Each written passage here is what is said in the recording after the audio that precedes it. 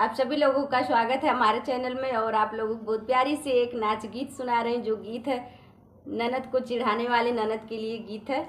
और गीत को लास्ट तक जरूर सुनिएगा, बहुत ही प्यारी गीत है। हे राजा ननदी पले लिया लो नबिया जया बाई के भरी है। हे राजा ननदी पले लिया लो नबिया जया बाई के भरी है।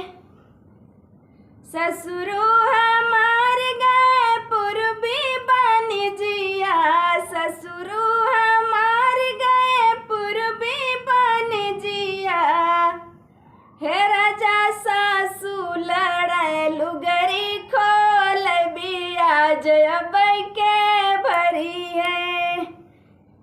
हे राजा सासू लड़ाए लुगरी खोल बिया जया बाई के भरी है। हे राजा ननदी पर ले लिया लो नबिया जया बाई के भरी है। राजा ननदी पहले लिया लो नबिया जया बाई के भरी है। जेठ हमार गए लखनऊ सहरिया, जेठ हमार गए लखनऊ सहरिया।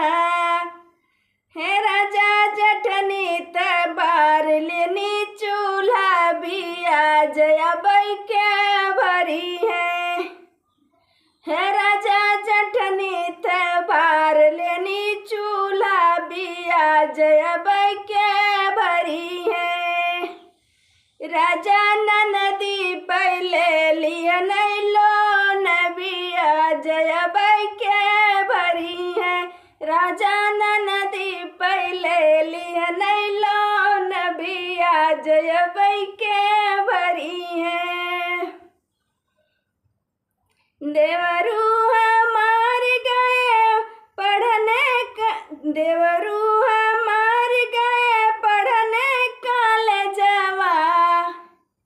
अरे देवरू हमार गए पढ़ने कॉलेजवा।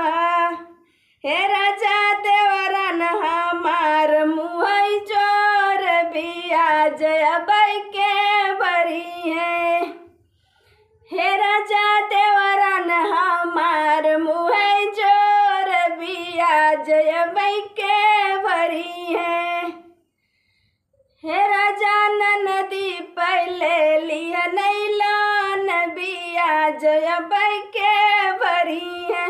राजा ननदी पहले लिया लो नबिया जया बाई के भरी है। राजा ननदी पहले लिया लो नबिया जया बाई के भरी है।